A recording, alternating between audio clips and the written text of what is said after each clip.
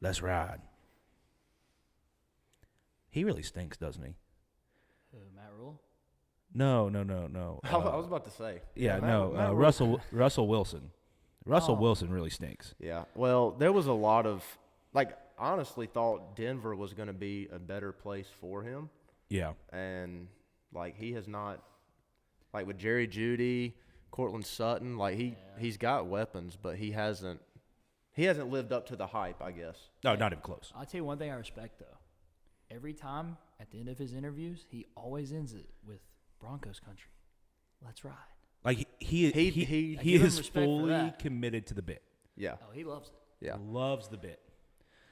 Okay, hot take for the day, boys. Hot take for the day. All right, let's hear it. I am ready for cargo shorts to make a comeback. He's been on these cargo shorts for a while. I like the pockets, man. I'm a huge fan of the pocket situation there.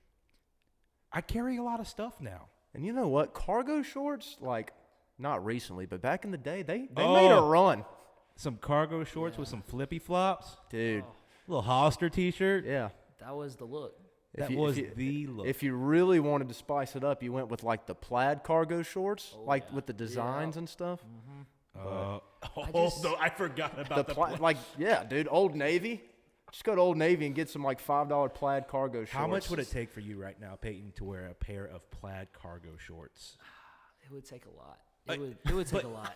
It would take a lot. I don't have the need for all the pockets. Dog. I mean, that's where I'm at. I think it's right now. Journal, wallet, knife, multi-tool. Oh, I like the multi-tool. Phone, keys were on there. I have a lot of pockets, or I have a lot of things. And if you really think about the pants that I've been wearing with the quad zipper, yeah, those are kind of like cargo pants except more sleek. Yeah, that is true. I'm kind of so. But you've been talking for a while about trying to blend those two worlds of tactical and surf. So the cargo shorts are a possibility. They could. They really could. You have to make some lightweight cargo pants, though, shorts. Yeah, that's the problem. Yeah, they're heavy. They're heavy. Those are some heavy pants. They are. They're really good for sneaking candy into movie theaters, though. Very good. Now, where would let's say I made a decision, I'm going to bring the cargo pant back. Where in the world at this point in my life would I find a pair of cargo shorts? Carhartt. Those things are tough.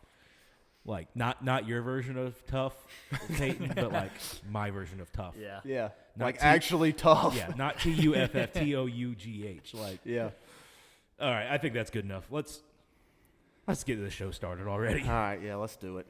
'Cause everybody I know is growing old too quickly, and I don't wanna go. No, how am I supposed to slow it down so I can figure out who I am? So our scripture today, Titus 2:6, it says to encourage the young men to be self-controlled. Other translations say to live wisely, and Titus was written by the Apostle Paul to advise Titus in his responsibility of supervising the churches on the island of Crete. So we see that Titus was written about AD 64, around the same time as 1 Timothy. Titus to Paul was kind of how Timothy was. Both books are very similar. And so in this letter to Titus, it's basically sent to inform Titus how to do his jobs in leading. And so he's writing to older men, older women, young women, but we see that there's extra emphasis on young men when he is telling them to be self-controlled. And so that's what we're going to be kind of talking about today is thoughts for young men, how young men can be self-controlled and that and the importance of that. So, yeah, absolutely. And welcome to Thoughts for Young Men, a podcast by young men and for young men. Got three of us here today. All three of us are pastors. All three of us are young men. We're three guys who invest in young men. Next to me on my right, I have Andrew Sally, connections pastor for The Rock. To my left, I have Peyton Andrewsy, the Conway This Gen pastor who focuses on students, and I'm Clay, and I'm our lead This Gen pastor. And you might be asking, why are we doing this podcast? Why is this something that we are attempting? Why is this something that we are trying to accomplish? And I think it's simple. We are just passionate about this generation.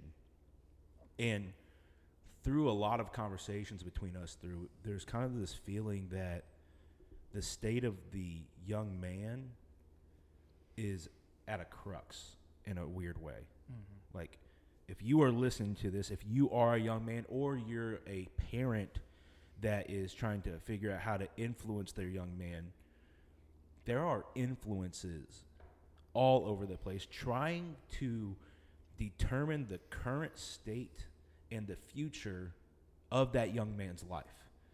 There's all these influences that are coming in and either building them up or tearing them down now and in the future. And there was one day we were all sitting around the office together having a great conversation, probably about cargo shorts like previously. And it kind of hit a point where we all kind of said, we just have to do something about this. We have these young men in our ministry. We have these young men in our lives that we just want to see them be at their very best. And how can we provide things for them to hit that point? As our lead pastor, Fink, says, it is a little bit of a beautiful burden for us, where we all love hanging out with these high schoolers, these middle schoolers, creating these memories, having a great time. But there's also this burden knowing some of the stuff that we did when we were their age, and some of the stuff that, frankly, that they're doing. And we want to help them get past these different things. And thankfully today, there is wisdom that we can learn from. Obviously, Scripture is something that we will reference a lot inside of this, but the start of this podcast is coming from a book. The title of the podcast is based on this book. It's timeless, and it's a book called Thoughts for Young Men, and it's by J.C. Ryle. And J.C. Ryle was born John Chuck Ryle, on May 10th, 1816, and he died June 10th, 1900. And he was an English evangelical Anglican bishop, and he was educated at Oxford University. And I don't know a lot about English colleges, but I know that's a good one. Yeah, very good. Not a lot of information other than that. Fun fact, there was a point where I was really considering leaving high school a semester early and going to do a semester of college abroad at a Christian university that's up in a castle in England. Would have been pretty sick. Probably would have got homesick and came home. But would have been awesome. I'll show you guys at some point. But Ryle was described as having a commanding presence and vigorous in advocating his principles, albeit with a warm disposition. He was also credited with having success in evangelizing the blue-collar community. And the book that we're walking through today, it was written in 1865. And when I first picked up this book, I was like, there's just no way that this book is going to accomplish what it's saying. Because 1865 to when I read it in probably 2015, and that's 150 years. Like, there's just no way that it would apply for my life. Yet, it did. And I think it's because J.C. Ryle wrote the book with the same burden as us. And it's fascinating to see how it still applies today, even if we have to contextualize some things. Because one of the parts in the book that we'll look at later, it talks about how newspapers are of the devil, basically. And, shout out newspapers. I love newspapers, low key. Been in a couple of newspapers. Pretty cool. Does it really matter? No. But it's basically the modern day TV, the modern day phone. Like, you can apply the same concepts over. So what we're asking you to do today, if you're listening with us, is to simply get in the boat with us. jump in because I think we're going to have some really, really, really interesting conversations about it. So how we're going to do this is I'm going to just read some sections of the book. This is not me reading the entire book, but it's a really quick read. And then after a section, we'll just talk about it for a moment, and then we'll read some more. So that's simple. You boys ready to do this? Let's do it. Let's do it. All right. Reasons for exhorting young men. When the Apostle Paul wrote this epistle to Titus about his responsibility as a minister, he mentioned young men as a group requiring particular attention. After speaking of older men and older women and young women, he adds this advice: encourage the young men to be self-controlled. He then goes on to say, J.C. Ryle says, I'm going to follow the apostles' advice. I propose to offer a few words of friendly exhortation to young men. And I was reading this, and I was considering J.C. Ryle's words as he introed this, as he used Paul's scripture to encourage the young men to be self-controlled. I asked myself, why does this seem to be the thing that everyone goes towards? Why is this the gravitating language towards young men? And the reason I believe that it is this way is because the potential of the young man is something that everyone sees. Every single person sees the potential in young men. And this is good potential or bad potential, right? Things to do great, things to do terrible. People see it. People notice it. People see the power in it. That's why we are so drawn to young movie stars or these athletes. Have you guys seen this 7'4" French kid that's playing basketball? That dude's an alien. Victor Wembanyama, like, I don't know how to pronounce his name, but he is the next big thing. And like, he was all over the internet a couple weekends ago. And it's because people just recognize the power that young men have. Everybody recognizes the potential, except for the young man. And that's what's really interesting to me, that there is all this potential. There is all this opportunity. There is all this, frankly, actual things that they do, but the young man doesn't recognize it. The young man just lives. What are your guys' kind of experience in seeing that with young men in your life?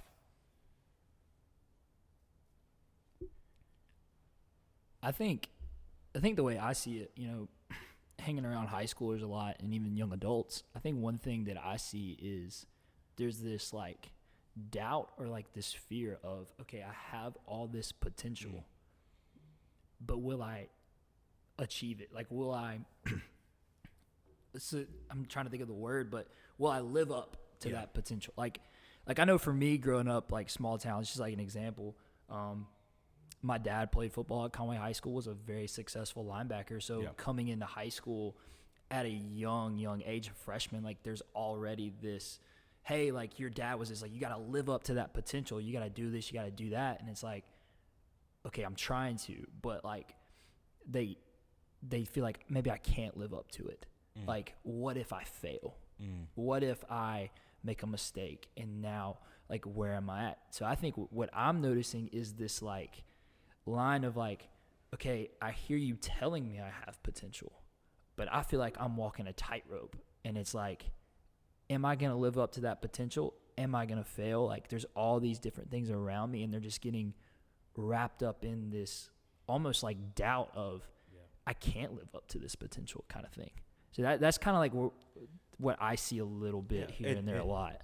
Your personal experience relates obviously pretty well to mine in the world that we are all three currently in, right? Like, if you don't know this, my father is our lead pastor, right? So like, I have this certain amount of expectation on myself, like, and sometimes, especially in the past, I would try to be too much like him, or I would try to live up to this standard that I pretty much only set for myself, and it kind of just broke me. It took me until I was probably 24, 25 to go, Clay, you don't have to be your dad. And if anybody knows me, you guys know how much I love and how much I respect my dad. So that is not a indictment on him. Like, I don't have to be my dad. I don't want to be like my dad. No, I would love to be like my dad. But that's not how God designed and created me. Yeah. I'm actually personality-wise a little bit more like my mom, right? And the ironic thing about all this is my dad would say my mom is 10 times the leader that he is. So, like, it's this weird, like, pressure that you put on yourself. Yeah.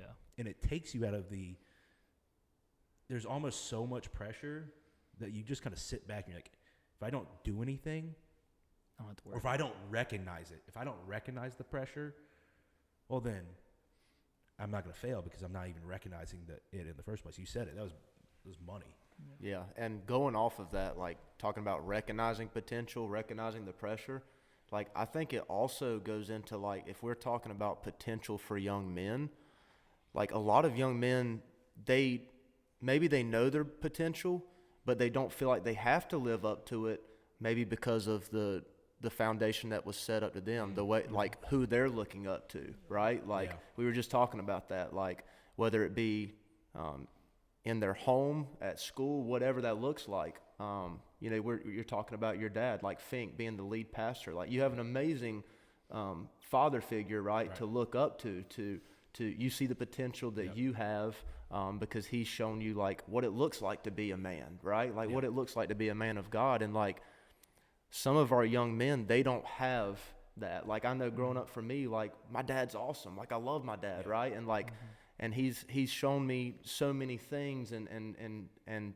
taught me so many things, but like I'm one of the fortunate ones. Like not everybody has that. And so I think a lot of times too, like some young men, they might not have that positive influence to where they might not recognize their potential because they haven't seen that potential lived out, you know, in their father's lives or in a father figure's life. So, and I like that, like in Titus, like when Paul's writing to Titus, like when it's talking about the extra emphasis on young men, how young men are to be self-controlled, like Paul is telling Titus, like, you have to set that example for them because, see, he's also writing to some of the older men on this island, right? So, like, even some of the older guys are, like, having to learn, like, what that looks like taking responsibilities and things. So, like, Paul is telling Titus, like, look, like, you're a man of God, like, you know what needs to be done, so you're going to have to set the example for them because I guess culturally, like during this time, like the older men weren't doing that well. So these young men, even in this time, were not probably living up to their potential because it hadn't really been shown to them beforehand. So, now, the interesting thing about you saying that is you make a great point because this is something, as we are seeing, in AD 64, in 1865, in 2022, this is something that's been occurring throughout history. I mean, this is not a new problem whatsoever, which is a really, really interesting thing there. Like, it is a constant battle to get young men to be where they are. And it's fascinating to see where it's all at. So, back to the book. If I can only say something to keep some young man walking in the right way and preserve him from his faults and sins, which may hurt his prospects both for time and eternity, I shall be very thankful. There are 4 things which I propose to do. I will mention some general reasons why young men need exhorting. I will note some special dangers which young men need to be warned about. 3, I will give some general counsel, which I beg young men to receive. And 4, I will set down some special rules of conduct, which I strongly advise young men to follow. When looking at those 4 things that he's about to dive into, that we are about to dive into, which of those 4 sticks out to you the most for young men, for the people that you're leading, even for yourself?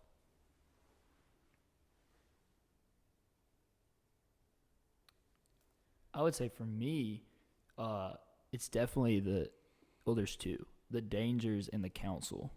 Because growing up, like, I would hear pastors, youth pastors, small group leaders, parents talk about, hey, like, this is what you're supposed to do. Like, this is how you're supposed to live. This is what a young man does. And I think hearing that, then you don't believe it. Like, you don't believe that your actions have consequences. And I think that's from the enemy. And I think understanding the dangers of what young men, people in general, can fall into, and then learning how to receive counsel from that and be able to think through, okay, is this something smart that I should be doing? Like, is this the right decision? Like, thorough counsel and fully understanding the dangers, I think is going to be, would be huge would have been huge for me when I was young. And even now, like, still understanding, like, hey, like, there are things, your decisions have consequences, and there's things out there that can hurt you, and understanding, hey, who you surround yourself with is going to help you understand, how do I navigate through an ever-changing world that's changing. Problems are still the same, but changing around us, how to navigate through that, I think is going to be huge for young men and even us today. Yeah, for mine, it's definitely counsel, right? Like, growing up, like, even now, like, I feel like as young men, like, pride is a very real thing for us. Oh, it's for like, sure. like, Definitely. we're right, everybody else is wrong. We want to do things our way, and when we receive counsel that directs us in a different direction, we're quick to turn it around, to turn it away, and to not receive it well.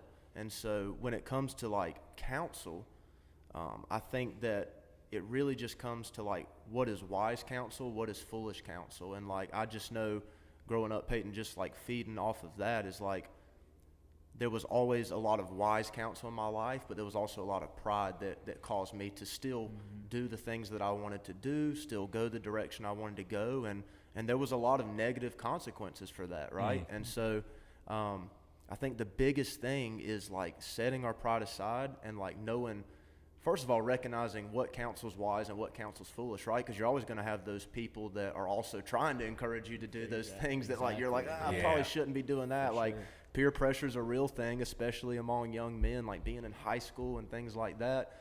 But just recognizing wise counsel, but also receiving wise counsel. Like, not just listening, not just, it going through one ear and out the other, but, like, actually receiving wise counsel and implementing it and just living that out. Because then through counsel, like, you'll recognize some of those dangers. Like, you'll know how to respond when those dangers come and things like that. So I think my biggest thing is counsel, like, just actually receiving counsel, not just listening to it or just taking it as just words, but actually receiving it. So, for sure. And I think we would all recognize at this point in our lives, like, all four of these reasons, or all four of these examples, work together, right? For me personally, I think it's rules of conduct, which is really interesting because that's something I've never really thought about a ton in my life. But how many young men live by a specific moral code? And I would say probably 3% of young men, right? Like, you have to be extremely special. It's not saying, like, that if you don't do that, you're not great, but I don't think I know many young men. I certainly didn't when I was in high school, when I was in college, create like hey, here are 10 rules of life that I live by, right? Sure, I had good wisdom in my life. Sure, I had some general ideas of, like, yeah, this is how I'm going to live, right? But I'm being dedicated to these 10 moral things. It made me think, like, maybe by the end of this podcast session, not this one that we're in currently, but the session of this book, maybe we could create our own little moral code for us to live by, which I think perfectly works well with our idea of launching what we are calling the Raiders. And the Raiders are going to be sick, and you guys are going to hear about this. And let's just say our goal of being the Raiders is to raid hell every single day. It's going to be pretty sweet. I'm excited about creating that community, and I think having a moral code to go along with the Raiders is going to be sick. for sure. And we got a pretty cool graphic for it already. Young men, you are going to love being a part of this community. And we'll talk about that probably towards the end of this. But I do think a moral code is something that's really, really important. So Yeah. back to the book. Reasons for exhorting young men. What are the general reasons why young men need specific exhortation? I will mention several of them in order. And if you don't know what exhorting means, it's to strongly encourage or urge someone to do something. Number one, for one thing, there is the painful fact that there are few young men anywhere who seem to be Christians. I speak without respect of persons. I say it of all.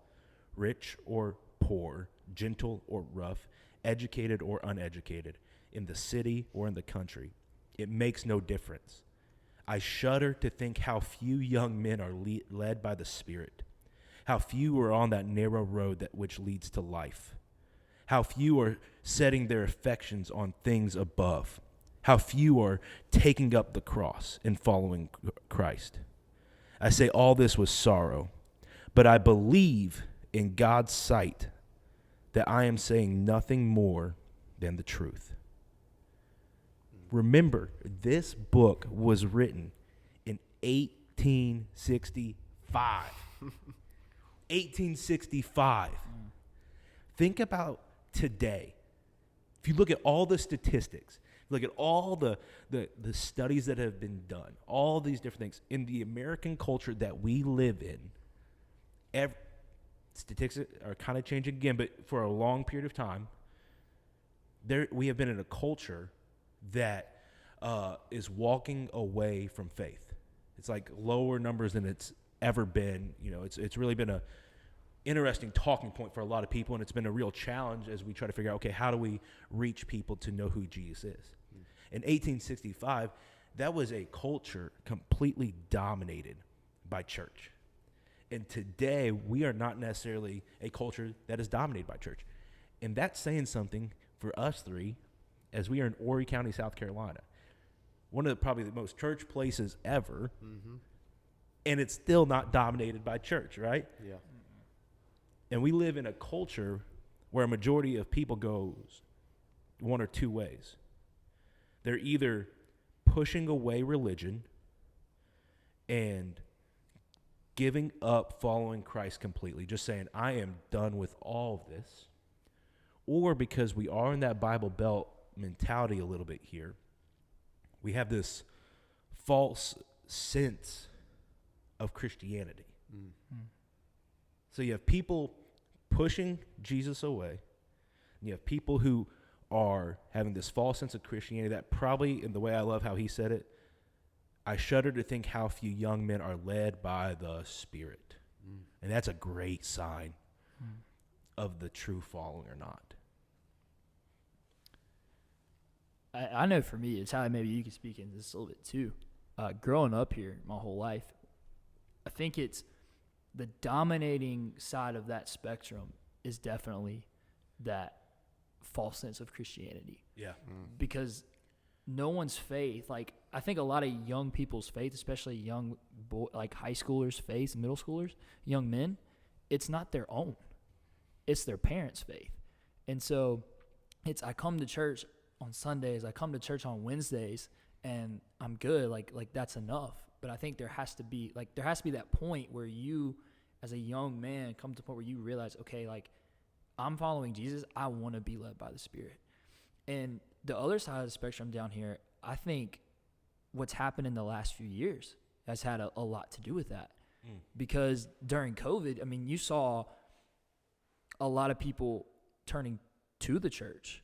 Yeah. But I think also within that, you also saw people within the church kind of turning away towards God. Because I think what tends to happen is there's this tension, right? Like, where do I fully trust God or not? And I think for a lot of young men, because of past experiences with a dad or a father figure or someone they looked up to that may have failed them or may have done something to them, there's that, okay, I can't trust you because I'm reading how you're this good father, how you're caring, how you love me, and you want what's best for me. But because I can't trust you, I'm out. Like I'm gonna do my own thing. I'm not gonna seek that wise counsel we were talking about. I don't want to be led by the Spirit. Like I'm not gonna go the narrow road. I'm gonna do it my way, which is a narrow road in and of itself, Right. but is a road that leads to destruction and is deceiving in that. So I think for where we're at right now, that's what I see a lot of within students. Even here is this false sense reality of like, okay, I want to follow you, Jesus. I want to be led by the Spirit, but I don't think I can trust you because you've failed to come through in this area of my life in some way. So that's kind of where I'm seeing, being on the ground, like seeing students every day. Yeah. Like is that tension, what you were talking about, but that sense of, I don't really trust you kind of thing. Yeah, like, I mean, I know that was my story. Like, I would say, like, my faith was not my faith until I was 19 years old. Like you're saying, like, you kind of, like, a lot of young men, like, they go to church. Like, it's their parents' faith, right? Like, they haven't completely took ownership of their relationship with Jesus for themselves. And like I said, that was my story.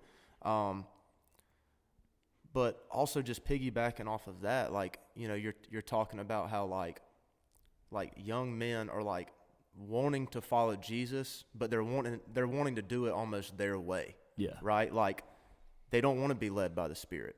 They don't want to walk the narrow road. They don't want to pick up their cross daily, right? Like and that's why, like, I think this first point that J.C. Ryle says, like, for one thing, there is the painful fact that there are few young men anywhere who seem to be Christians, right? Like, they might claim to be a Christian, but they don't seem it. They're not living it out, right? And so, like, again, like you said, like, I think young men are struggling with, like, that false reality, like that false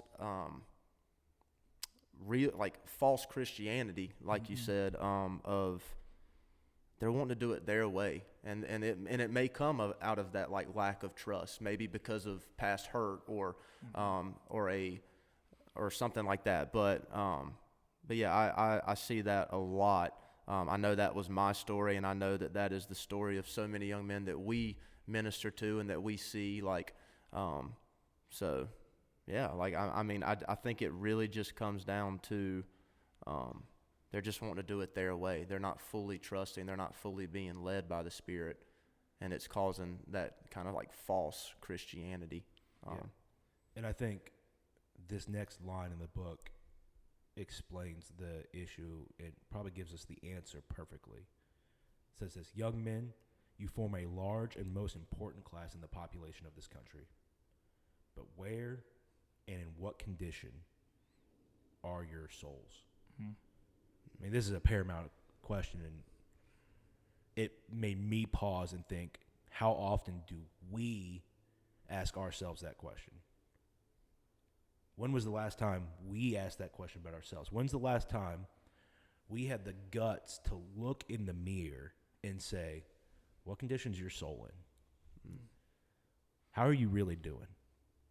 Because we all love to avoid that question, because the reality of that question probably is scary for most of us. We're all three pastors. There are times when that question is scary for us three, right? So you don't want to ask it. And he goes on to say, regardless of where we turn for an answer, the report will be one and the same. Goes on to say this: let us ask any faithful minister of the gospel and know what he will tell us. How many unmarried young people can he remember who come to the Lord's Supper? Who are the most backward about the doctrines of salvation, the most irregular about Sunday services, the most difficult to draw to weekly Bible studies and prayer meetings, the most inattentive to whatever is being preached? Which part of his congregation fills him with the most anxiety? Who are the Reubens for whom he has the deepest searchings of the heart? Who in his flock are the hardest to manage?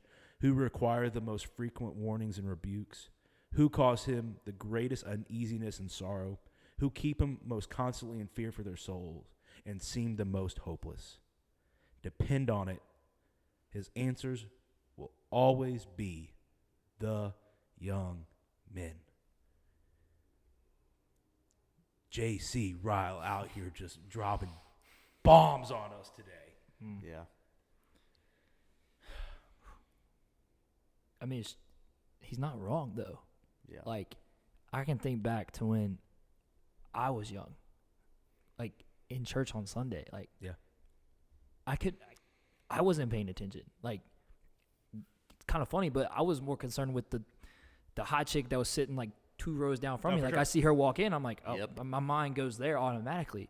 Like, and I think that the enemy's strategic in how he distracts. Like, because, like, we as young men today, like, we're leaders. We see potential leaders all around us. And it does hurt, when you're leading high schoolers and they're serving in the church. They're doing all these things, and yet you hear reports back of like they're not doing what they're supposed to do. Well, JC Ryle's right. Like, they're the most easily distracted, right? On a Wednesday night or Thursday night, Clay, I mean, you can attest to this too. Like, when you're standing up there and you're preaching and you look out, like, who is most likely not locked in? It's always the young dudes. And there's other people that aren't, but it stands out because, like we talked about at the start of this, because you see the potential. Like, you see it. And it's like, you just want to grab them and shake them and say, hey, like, lock in, like, pay attention. Yeah. But it goes back to that question. Like, what's the condition of your soul? Because if you're not fully bought in, if you're not fully being led by the Spirit, like, you don't really care what's being said. If you're doing it your own way in your pride, you're like, why should I listen to Clay? Why should I listen to Peyton? Why should I listen to Sally? Right. Like, I'm going to do this my own way kind of thing. And I think that prideful heart is distraction. Like, the Bible talks about it all the time, like Proverbs, like pride comes before the fall. Like, all about it. Like, and if the Bible's going to talk about that, I was like, hey, like, pride comes before the fall. Like, it's true. Like, you looked all throughout Scripture. Solomon, the most wisest dude ever, yet he fails because of his pride, essentially, right? Like, David, I mean, the list just goes on and on and on and on because that's what we're susceptible to. I think that distraction of pride in our own self, like Sally was talking about, I think is why young men are so distracted. And they're so easily they see something, it's like, okay, I want to do this. Yeah. Like, I want to do that, which is at the heart of a lot of young people. But for men, it's like, I'm like, where's the counsel? Yeah. Where's the discernment? Where is that? But if they're so easily distracted, which is true of all of us, right? Like, that's why there's these issues that are going on, So let me ask you both a question. And it's easy to hear this podcast and think like we're yelling at young men because it's like, hey, like, we see this, and it's like, you're falling in this trap, and while yes, we are giving warnings, this is what this section of the book's about, really. I mean, that's where the book's leading us, yet we all would say, oh, it's worth it. For sure. So why do you two lead young men? Why is that a passion of yours? It really just, I mean, it kind of goes back to why I said counsel was like my number one thing on that list, is because, like, I'm not going to speak for y'all, but I just know for me, like, I love to lead young men because I now, like, I knew back then, like, I didn't want to receive wise counsel. I didn't want to listen to anybody. And so, like, I kind of, like, want to be that hope to, like, a young man or young men to give them that counsel. Be like, look, I've been in your shoes. Like, I know what you're going through. Like, I know peer pressure is a real thing. I know temptation's a real thing. I know you're struggling in this area or that area. And, like, I'm just here to encourage you. I'm here to give you godly advice, right? Like, godly wisdom. And, like, I just want to do life with you because I know, like, I've been in your shoes, right? Like, I know what you're going through. And, like, I know, like, being a teenager, like, it's tough, right? It's hard. Like, looking back, I'm like, man. Like, I think they have it way harder than I did, too. For sure. For sure. Like, we live in a different world. Like, just the past few years have changed significantly. And so, like, I just know, like, although high school, those were some of the best days of my life, but they were also some of the most challenging. And so, like, for me, I love mentoring, ministering, just doing life with young men because like I can see almost like I can see myself in them, right? Like like I kind of can like put myself in their shoes. And so I just want to set a good example for them. I want to encourage them and try to help steer them in the right direction and to focus on Jesus in a world that is just completely straight away from him, you know? And so for me, like, that's why I love doing it, is because I don't want to see them make the same mistakes that I did, right? Like we were talking about like a father figure. Like I know some of our students, they don't have that. Not that I necessarily am saying like I'm gonna be that. Daddy Sally. But like I just know how difficult life can be, and like how lonesome you can feel, and how you can feel like, man, I'm the only one going through this, and like it just really comes back to just encouraging and just being there for them, doing life with them, and kind of helping guide them through a world that is just so like, I mean, it just changes so rapidly. And there's just so many different things that, like you said, like I think it's definitely harder to be in high school now compared to then. Like this world's just changed so much. So for me, that's the biggest thing, is just trying to encourage them. Hey, like I've made mistakes, I've learned from them, and I'm here to tell you, like, while all that stuff's fun, all that stuff seems like that's the way to go now, like here's the true way. Like here is what you should be doing. Here is like ways for me to like almost correct my wrongs by like encouraging you to not make those same mistakes, right? Like so. Yeah, I'd say for me, like along the same lines, right? Like I can look back over my life and I made a lot of mistakes and did a lot of just made really bad decisions, and like you were talking about, Clay, it's this beautiful burden, right? Yeah. Like when I met Jesus for real, he's radically changed my life, and it's been the best journey I've been on in my entire life. And I want to impart that into these young men to say, hey, like there are a lot of things that this world will tell you is great and is good, and they may seem good, but at the end of the day, like they don't lead to anything, right? Like like that burden to say like, hey, like I want to help you so you don't make these same mistakes. Like that's the heart behind it. And also is, hey, I want you to meet Jesus because he is that good father. Like he does love you. Like he does care about you. He wants what's best for you. And just as Jesus wants those things, like I want those things for you. I want you to be the best man you can be. I want you to be the best young man you could be now, so that one day when you get married, like you're the best husband you can be. And then you have a kid, a son or a daughter, like you can be the best dad you can be, and then be the best granddad, right? Like, and so at the end of their life, they can look back and say, okay, I ran the race. Like I fought the good fight. Like I made a difference in my life. Like I don't want young men to look back 10, 20, 30 years down the road and be like, I didn't really do anything. Yeah. Right? Like I want them to look back at their life and say, man, like I was a good dad. I was a good husband. I was a good worker. I was a good student. I was a good son to their parents, right? Like the goal is always like push closer to Jesus and to put on and to live out be like Jesus in the world and follow him and be led by the Spirit and make those good decisions, so at the end of their life they can say, okay, like I fought the good fight. I finished the race. I fought the good fight of faith. And now I'm ready to go be with Jesus forever. And know I failed. I may have messed up. I may have made wrong decisions because we're all imperfect. But I can just know, like, I made an impact in some way on somebody in some way. So, and that's a huge thing for me. I think he's dead on when he was talking about it earlier. And I think we are all kind of hitting the same idea. But there's so much potential in people. Young men, young women, whoever it is.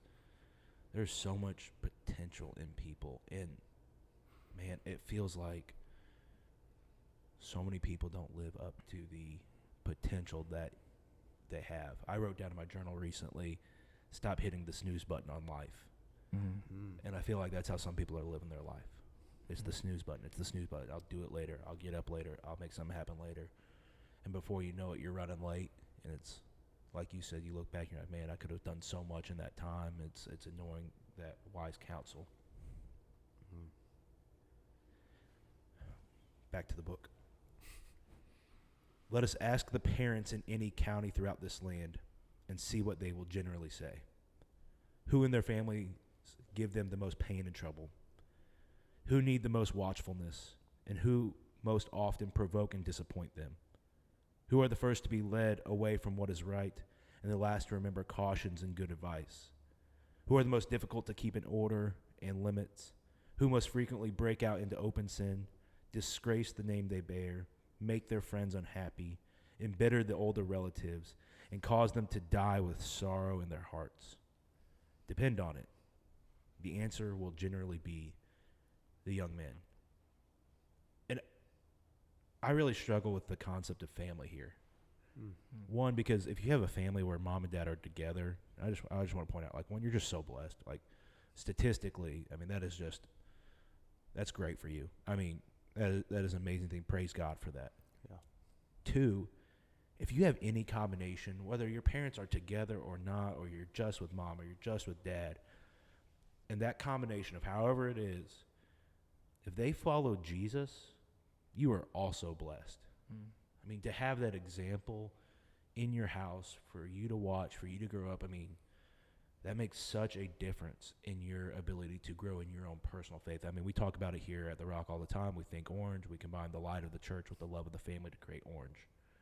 And it's because we really do believe the family is the most impactful area. So if you have either of those things, that's awesome. Yeah. Conversely, if you don't have a family that follows Jesus, there is no greater ministry opportunity than what can be done inside of your home. Mm-hmm. Don't miss that. We all have sat with high schoolers. We've all sat with middle schoolers. We've all talked to them. We've all heard the jokes, even if it's not serious, where it's like, I don't like my mom. I don't like my dad. I hate my family. They're so annoying. And they complain and complain and complain and complain. I hear adults complain and complain and complain and complain. I hear college students complain and complain. I hear people everywhere complaining about family situations. And what it does is it creates this callous attitude towards them. It creates this hardened heart towards their own family. And it's the family that they could be spending the most time relationally investing in and ministering to, so that one day they get to experience the hope and the love of Jesus.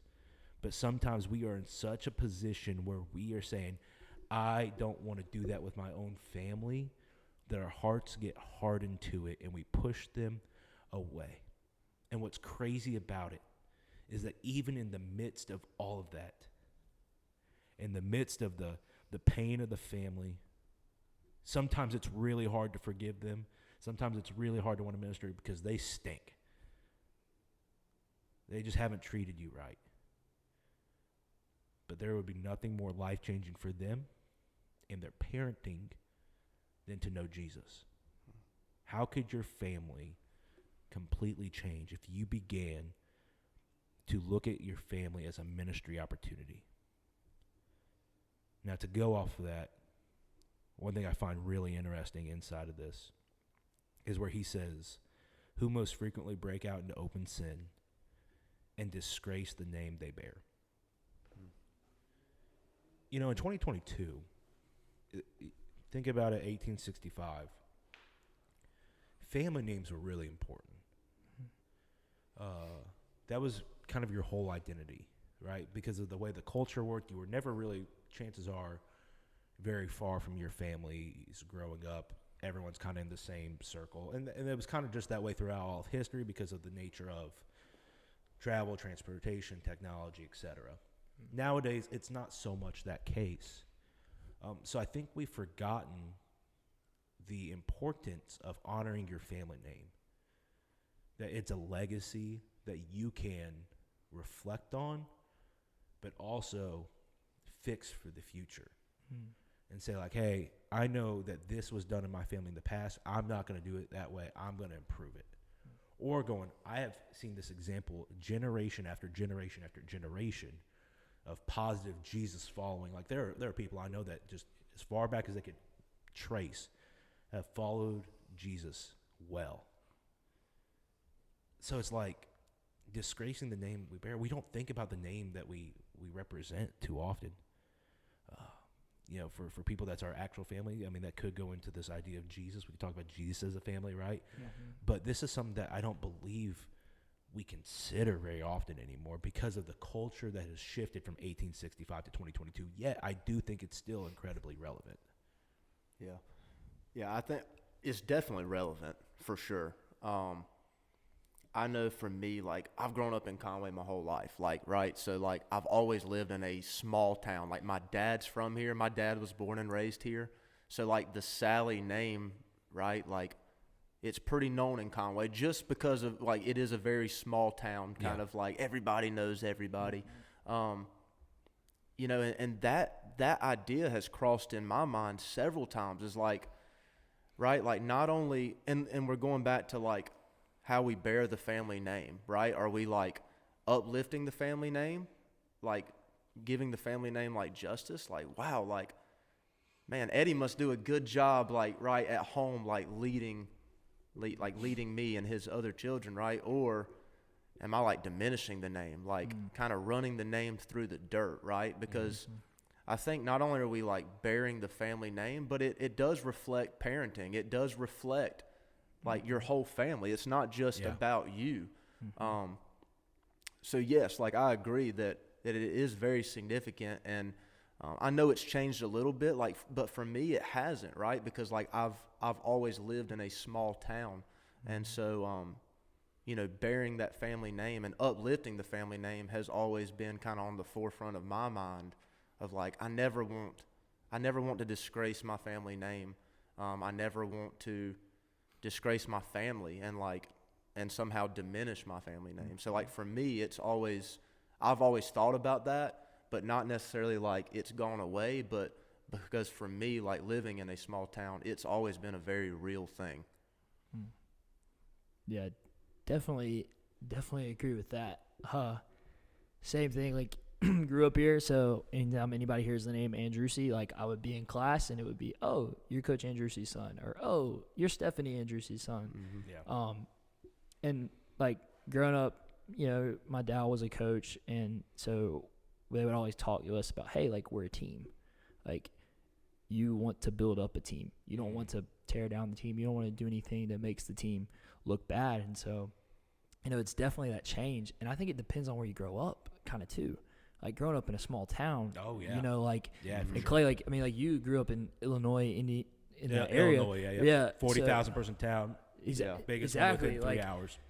You're going to be in a place where, you know, like some people may know who you are, but like a lot of people don't. I think, you know, growing up in a small town, that aspect of family is big. I mean, family was big in scripture as well. Like you were known by your tribe, and that's what you represented. And I think we lose sight of that, especially nowadays. I think where it's shifted is now everybody wants to be autonomous. Everybody wants to be their own person. They don't want to be known as they want to be known as them, which, you know, I think there are some positives to that, but just like anything, it can be turned in a negative light. And I think, it's good. You want to be autonomous at some point in your life, right? The Bible talks about that. Like, you're with the home, but then eventually you grow up and you get married and you become your own person. You get away from your parents, right? Like, but where it gets bad is where you want to become so autonomous now, which I think a lot of young people, young men especially, hey, I'm this person. I think that's when it gets bad, because then what the decisions you make end up not hurting just yourself, but hurting the family as a whole. And even flipping that into the biblical side of it, Jesus and family, right? Like we represent something bigger than ourselves. Yeah, I talked about it with the Conway football team one Friday night for devotion. I said, guys, like, you know, these jerseys are nice, and the number on the front, like that's your number, like that's how people know you, and you want to play, you want to, you know, honor you and the work you put in. But there's also something else on that jersey right above, right on your chest. It says Conway. Like you represent something that's bigger than you. You don't represent just you. You represent your family, your parents. Like you represent the people who put on that jersey before you, right? Like you go out there on this field, you want to give it your all. And I think it translates into life as young men too. Like you want to honor your parents, honor your father and mother, which is like the Bible, one of the 10 Commandments, right? And I think the way we honor that is how we carry that legacy. how do we do like what you were saying, Clay? Like, we've seen things happen. I've seen things happen in my family's life that I've looked at and I've gone, okay, I don't want to do that with my family. I think that's honoring your parents, because it's understanding, okay, my parents, they're not perfect. Right. They're humans just like me. Whether you come from a healthy family home with a mom and a dad or wherever, like, understand, okay, my parents aren't perfect, but I'm learning from them how to raise, and I'm learning positives, but I can also see things that say, you know what, like, I don't want to do that. And so to honor them and to honor my family legacy, I'm going to work to better it and represent the name well. And I think that's where it kind of translates. I think it's a lot of people wanting to be autonomous now and not recognizing that they bear a family name. And two, just difference in areas where you grow up too. I think it contributes a lot to that. And your team example is a perfect example. You know, there's you said it. It's kind of a classic statement. You don't just have a name on the back; you have a name on the front of your jersey, right? Mm-hmm. Well, the way to talk about this in this context is, hey, you have a first name, but guess what? You also have a last name, mm-hmm. right? Yep. Like, still got a first name. Be you, right? Like, do you, baby? Do you, boo? Right? Yep. But you still got the last name that you got to represent and hold strong. That's your tribe. That's your people. That is your family. Mm-hmm. And there's some influences there. Yeah. Let us ask the judges and police officers and know what they will reply. Who goes to the nightclubs and bars the most? Who make up the street gangs? Who are most often arrested for drunkenness, disturbing the peace, fighting, stealing, assaults, and the like? Who fills the jails and penitentiaries and detention homes? Who are the class which requires the most incessant watching and looking after? Depend on it, they will at once point to the same group. They will say, the young men. Sally, you probably better than anybody in this group can talk about this. You do a lot of work in the past, but also lead our J. Rubin team now. Yeah. Can you just give us some insight on this? This is where I think me and Peyton are just going to sit back and hear your wisdom here. Yeah, like, when I read that, like you said, I can, like, practically, like, I read that and I can even think of, like, faces and people that I've talked to. Yeah. So here at The Rock, we got an incredible jail ministry that has been on hold for a while because of COVID, like, respectively.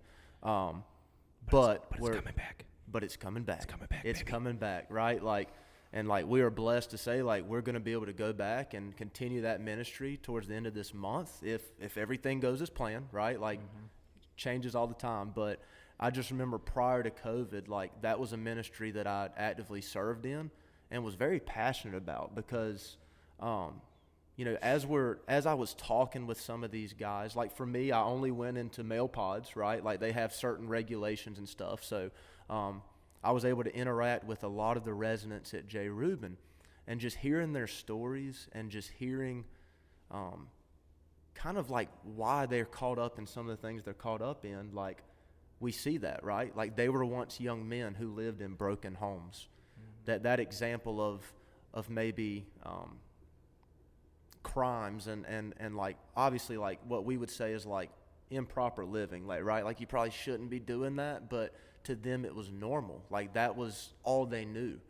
And I'm not gonna lie, like, guys, like, going into J. Rubin, like, I guess let's just face it, right? Like, we would all say, like, we're not judgmental people, but the reality is we're only lying to ourselves if we're saying that we're not quick to judge somebody by their circumstance, right? And so, like, I remember going into J. Rubin, like, that completely changed the way I look at people, because it caused me to not look at them for their sentence or looking at them for their crime, but looking at them for obviously children of God, but also, like, hearing their stories and kind of realizing, like, wow, you're so much more than what you're in here for. Like there's a story behind that. And so, like, what I've seen the most, like, in our jail ministry and after, like, talking with these residents, after hearing their stories, is, like, some of them just unfortunately were set up for failure from the start. And, like, we're talking about how, like, obviously we want to take ownership, right? Like, we bear our first name and our last name. Right. And, like, and we want to break that cycle, right? Like, if there's an unhealthiness in our family, like, we want to break that. But for a lot of people, like, they get so caught up in that. And like I've just had countless conversations of like people who are like, man, like I want to change. Like I know I shouldn't be doing this, but I have nowhere else to turn, right? Like for them, that's all they know. You know, I remember I was talking with this one guy this one time, and like he had gotten out, right? Like I hadn't seen him for a couple weeks, and I was like, you know, that's great, right? Like people come and go. Like you're not always going to see the same people over and over. People get out throughout the week. But like a couple weeks go by and he returned, and I remember talking with him. I was like, man, like what's going on, right? Like you're back, you know, how are things going? Like what's going on? And he was like, man, like I got 3 children at home, right? Like I'm caught up in the system. Like no one's going to hire me.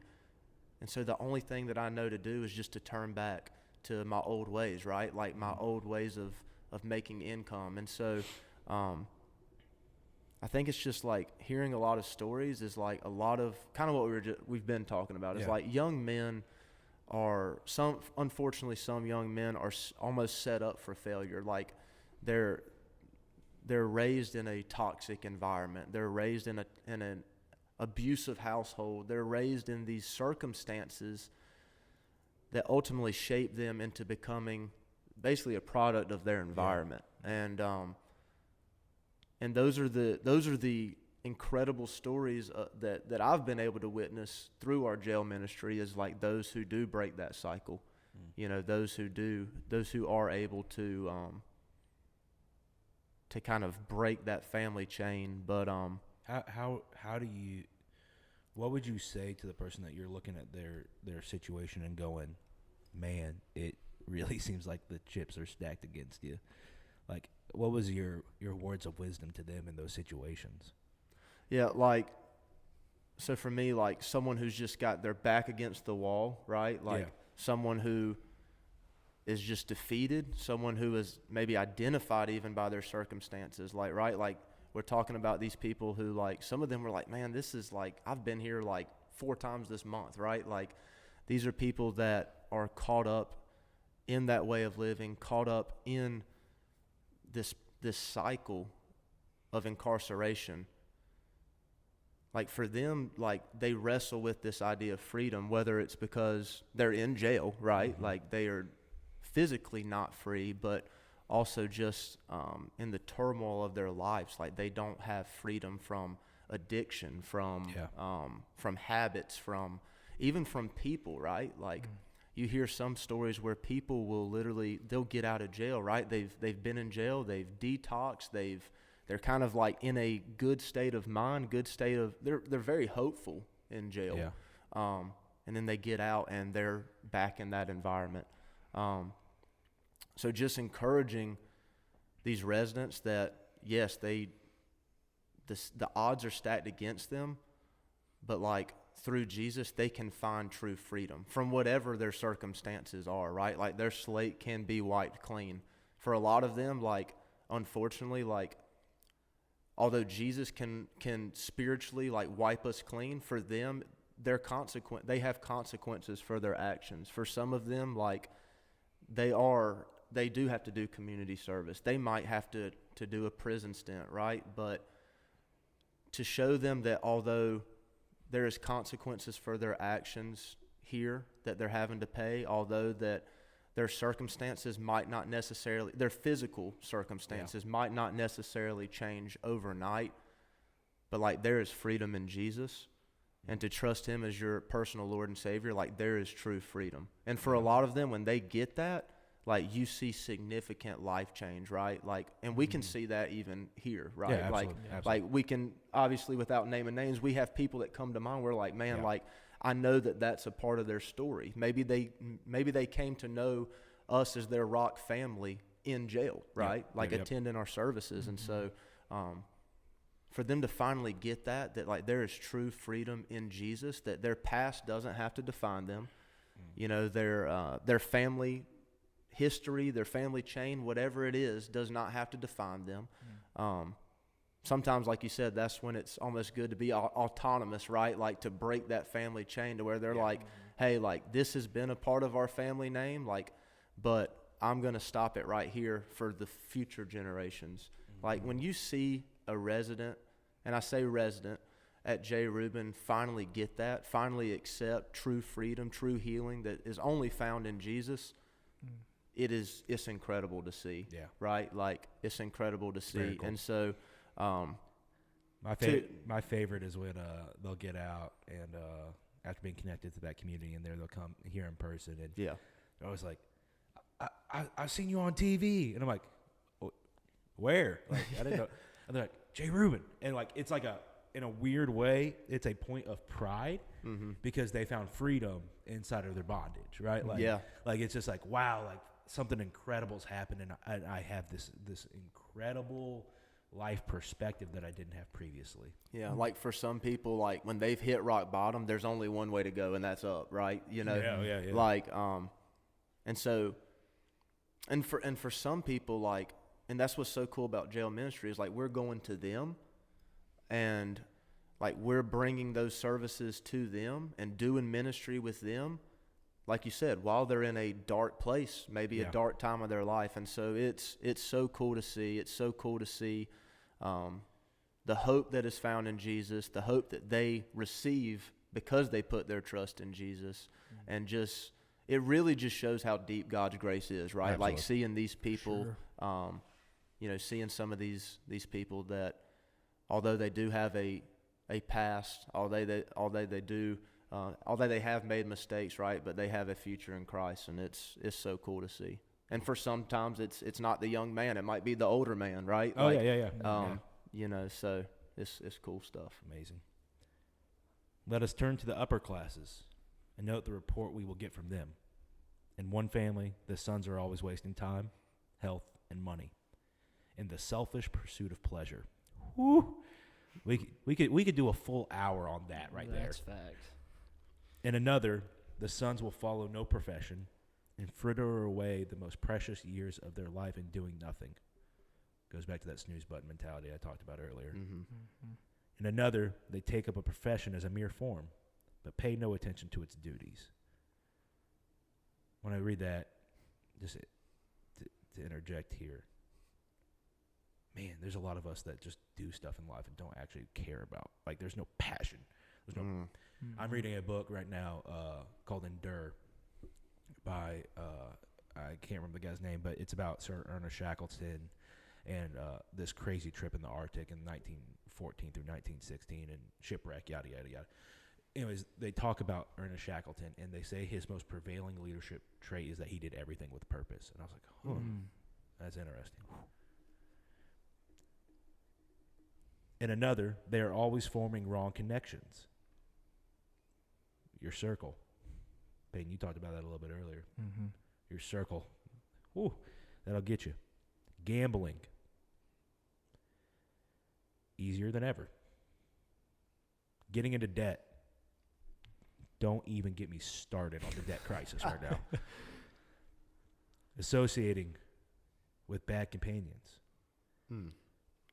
Keeping their friends in a constant fever of anxiety. If you are bringing your friends anxiety, you aren't living right. Yeah. Like, do a look in the mirror. Check where you're at. And it finishes by saying this. Note that rank and title and wealth and education do not prevent things. Sally just talked about people in the jail system for 6-7 minutes. And it's easy to go, oh, look at them and all their problems.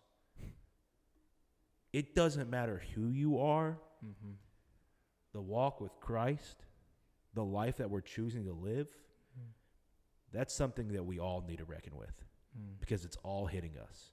It's all affecting us. It's all changing us. It's all speaking into us. Peyton, what are your thoughts on that? Yeah. So this, that first sentence, you know, in the selfish pursuit of pleasure. When I was reading this, you know, preparing for this episode, I couldn't help but think of where Paul writes, when I was a child, I thought like a child, and I acted like a child. Yeah. But when I became a man, I put away childish things. Everything that J.C. Ryle is talking about are childish things, right? Like, if you have a job, like, you shouldn't be wasting your money on, and here it talks about gambling and getting into debt. But, like, even today, like, I'm literally preaching on this week. Oh, yeah. On simplicity, right? Like, you get a job, like, to save into, yes, like, it's okay to spend money, but not when you're wasting it, right? Like, when you're wasting time, wasting health and money, like, wasting, like, your parents' money, like, on things that just are in a pursuit of selfish pleasure, right? Yeah. Like, that verse just kept sticking out in my mind of, like, as young men, right? That's in the title. Yeah. Young men, not young boy. Yeah. At some point, you have to put away those childish things. And you have to start thinking like a man.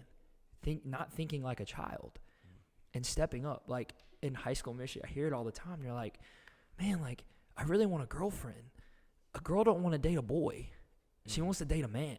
Like, even in life, like, what's going on today, and you know, like, a lot, like we talked about, like, the world has changed drastically. But I think through COVID and through things, we've just developed, like, laziness. Like, we don't want to do anything. Like, we'd rather sit around and do nothing than do something and waste that time. Kind of goes back to what I was talking about earlier. Like, for me, I don't want to look back at my life when I'm in my 70s, Lord willing 80s one day, and think, man, I wasted a lot of time doing a whole lot of nothing. Like,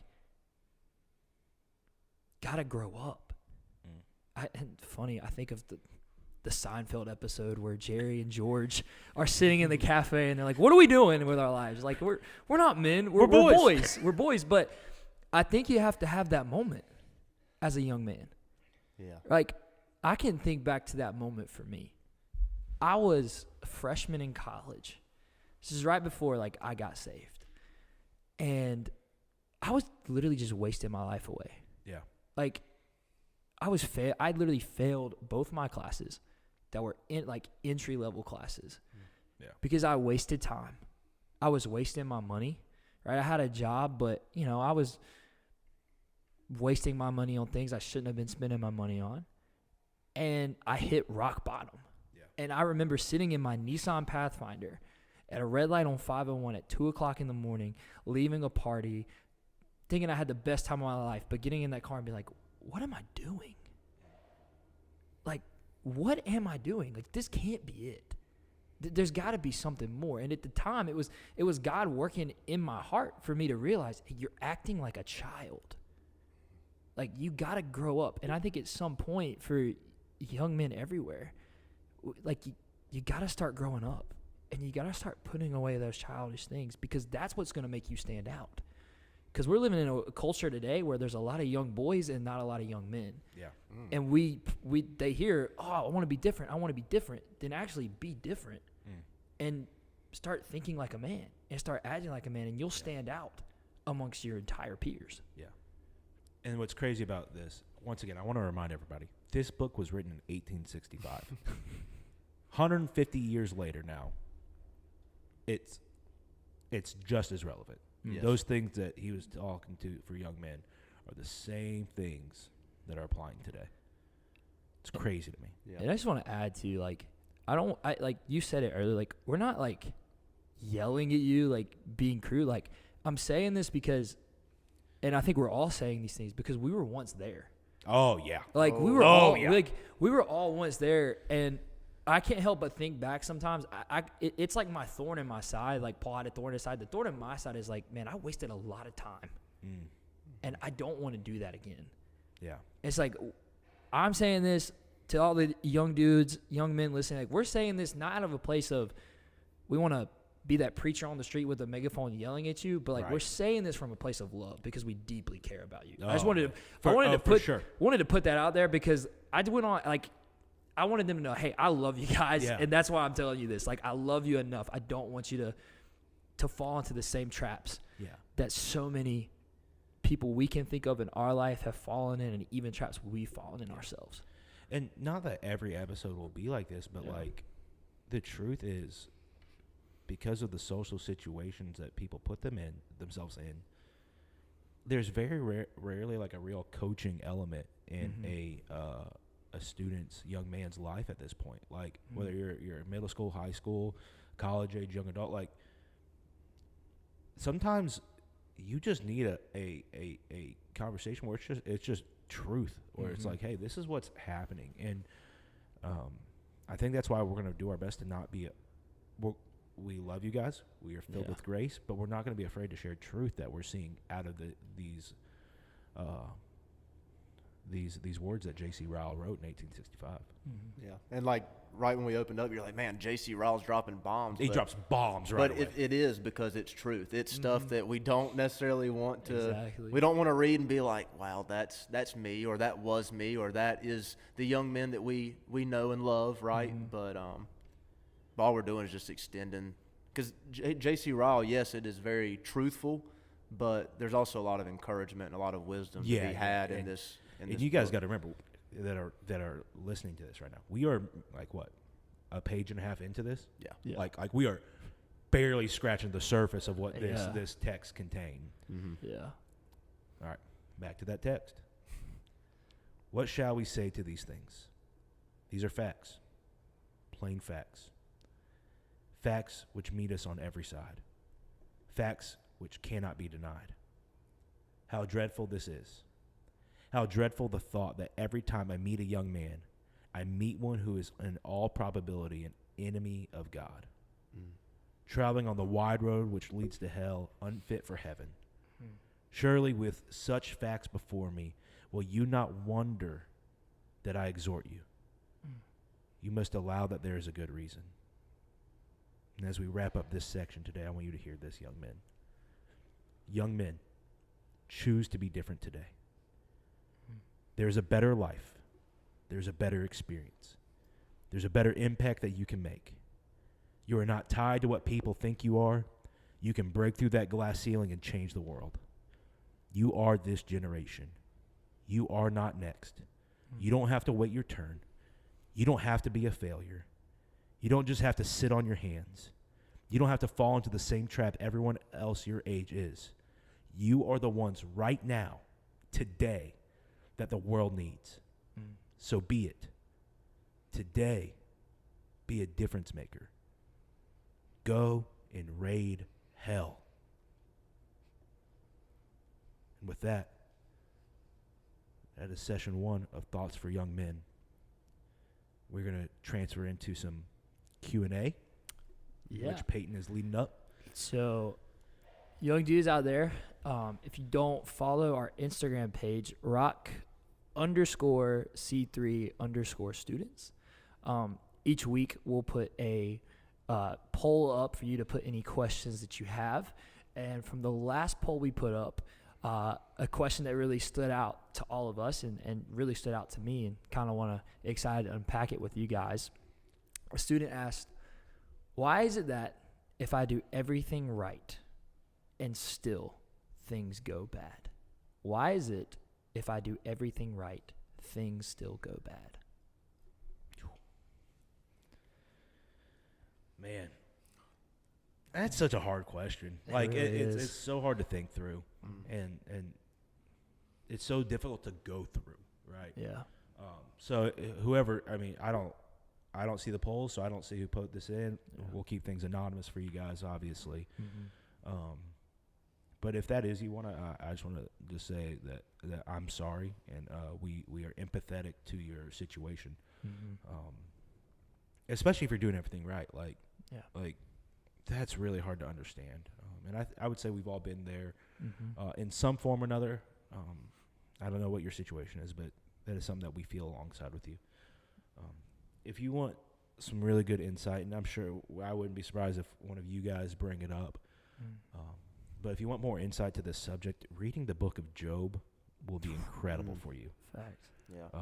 That is a man who did everything right and had everything taken away from him. And there's some dark moments in that guy's story, some really, really dark moments. But there's also some beauty in those moments. So one, I would just encourage you to look at the book of Job for more insight. It's a great book. It's a hard read, not from a difficult standpoint, but from it's heavy. It's heavy. So for my answer, I got 3 quick things. Just why do bad things happen? One, the nature of this world is that it's inherently not good. This is a sin-filled world, and there's some theological conversation about human depravity being natural that we could get into, but we do not need to go down that theological route today. That's a long conversation. But for the big picture here, just know that we all sin. Every single one of us, while we're here on this earth, sin in some form, which means we have all brought evil into this world. And because there's evil that's in this world, that means bad things happen. Second thing to know, why do bad things happen whenever you do things right? No, even in the midst of the bad, that God is reversing that bad. And ultimately, it will all be good. He's died on the cross for all of us. He's saved us from our sin if we respond to him. That was the biggest thing that we needed. Then at some point in the future, we have no clue when, Jesus is going to come down on a horse with a robe dipped with blood with a tattoo on his thigh. I mean, let's go, right? I mean, Jesus is a stud. Pop off. Yes. People want to picture lame little weenie Jesus, and you got it wrong. He's got tattoos on his thigh, right? Dude's just going to get after it. And what's going to happen is when he comes down, he's going to be the ruler. He's going to establish the new heaven, right? And everything's going to be different, and everything's going to be good, unless you don't follow him. That's true. It's going to be real bad. Not good. Real bad. But so know that evil is something that just inherently happens. The good news is God is reversing the bad. And the third thing I would say about this is, even when you do things wrong, or even when you do things right and things go wrong, look at it this way. It's equipping you for the future.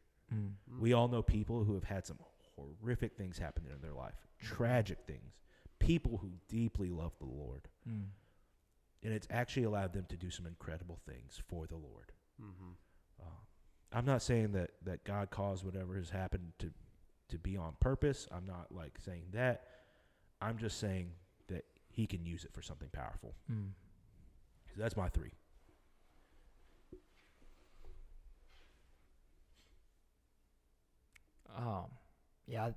First thing, want to commend you for doing everything right. Yeah, whoever you are, that's awesome. I think a lot of it, Clay, you kind of touched on it, right? Thing one, we have to understand we live in a fallen world. Sin's everywhere, and it's for now it's here. I always think of the verse Romans 8:28. All things work together for the good of those who are called according to his purpose. Right? I think even in my life, I can look back, and there were times where I did everything right. Right? Was living right, and I think we get caught up in this weird place where we go, okay, if I just read my Bible, if I go to church, if I serve, if I pray, then God's gonna, he's gonna give me what I want. That's not necessarily the case all the time, right? I remember my grandma had cancer, and I was at Bible college, I was preaching, I was doing all these things, and in a real raw moment of just prayer with God, I was like, God, I'm doing all these things, and I just need you to come through. I've been praying hard. We got people praying. I got my church doing all these things. And at the end of the day, my grandma did pass of cancer, and I remember kind of being in this weird spot with God, and I don't know what's happened in the student's life, but I've been there in the middle where it's I've done everything and didn't get the result I wanted. Job is a great book to go to. Job's a great book to go to. We don't understand everything. But here's what I do know is, that good that came out of that is I learned how to persevere in those moments. Perseverance is something I think is another lost discipline in our world today. Yeah. To persevere through that, right? Don't lose your trust in God from this, because God's still in control, and you may be confused, and you may be I don't want to talk to him. Why should I? No, bring your confusion to him. Go read Psalms, read David. like some of the things that he wrote. Oh man, Where things did not go his way, right? I mean, David's an example of this too, right? He's crowned king. Saul's trying to kill him, and he's like, okay, like, I'm not trying to kill him, God. Like, when you're going to give me the throne, like, I'm doing all these things. He had to wait. He was doing everything right, but he had to wait. You may just be in a season where, okay, I'm doing everything right. Nothing's going right. Maybe you just need God to have you in this season of just waiting. Just say, hey, like, I understand you're doing everything right, but you might not be ready yet. Yeah. You might not be there. So that's kind of my take on that question. What about you, Sally? What do you think? Yeah, I mean, like, we're talking about Job. All three of us, I'm sure, the book of Job came to mind. Yeah. And Right like away. we see in Job, like I got it pulled up right here, where we see, Satan comes to the Lord, right? And like the Lord's like, look, have you noticed my servant Job? He is the finest man in all the earth. He's blameless, a man of complete integrity. He fears God and stays away from evil, right? So like Job obviously was a man who was doing good things, right? Job was a stud. And what did Satan say to the Lord? He said, yes, but Job has good reason to fear God. You've always put a wall of protection around him and his home and his property. You have made him prosper in everything he does. Look how rich he is. But reach out and take away everything he has, and he will surely curse you to your face. And I love what the Lord says to the enemy at this time is like, all right, you may test him, right? So like everything Job went through, like it wasn't a direct test from God.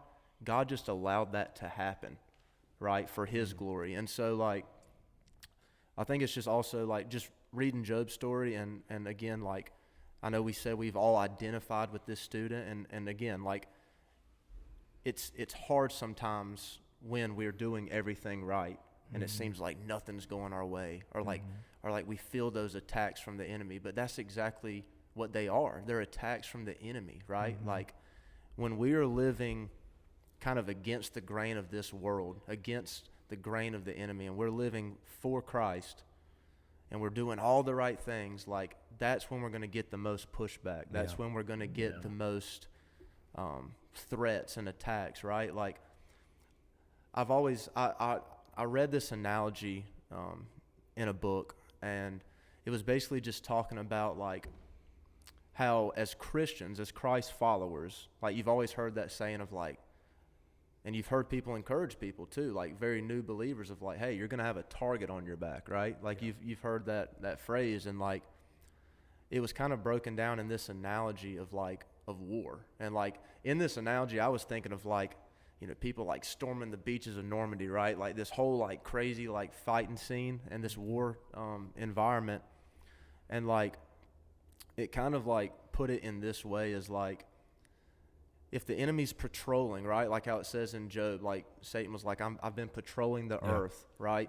Like if the enemy's patrolling, like who is the greatest threat to the enemy, right? Is it like someone who's already kind of like laid out, who's wounded, who's hurt, who's disarmed, or is it someone is it the soldier that's to the left or the right who's standing strong, like armed, ready to go, like is in complete disposition with him, right? Like who is ready to, he's on the front lines, he's ready to attack. So like, I think as Christ followers, when we're doing everything right, when we're living on mission for Jesus, like that's who we are. We're standing on our 2 feet. We are a direct threat to the enemy. And so a lot of times, like because we're that direct threat, that's where we're going to get the most pushback, right? Like, so for me, it's like just recognizing that just because bad things are happening when you're doing good does not excuse you from continuing to do good things, continuing to live on mission for Christ, right? Like we want to keep that integrity. We want to continue to live on mission, although things aren't necessarily going our way. It goes back to what you were saying, Peyton, about just being patient and allowing God's timing to be more important than our own, and His ways to be more important than our ways. But I just, when we were talking about that, it kind of led me to think of that analogy of how sometimes when we are doing great things, we're the biggest threat to the enemy, and so those bad things may come our way more often than not, and it's unfortunate, but it's something to also be encouraged by. So, man, I think that's good. Oh yeah. Like Peyton said, if you have any other questions, we'll take them. on the Instagram. And I think that officially wraps up our first full episode of Thoughts for Young Men. Mm-hmm. I hope you guys enjoyed it as you listened or watched along, and we're excited for the next episode. The Raiders will be getting launched soon. Yes. You'll be texting. You'll get some text of encouragement, of challenges. You'll get some podcasts or maybe some videos that we've seen that might be good. So just lots of great information there. So keep your eye out for that. And as we wrap up, we have one simple thing to say to you as we finish. Raid hell. Raid hell. Just raid hell. We'll see you soon. Thanks, guys.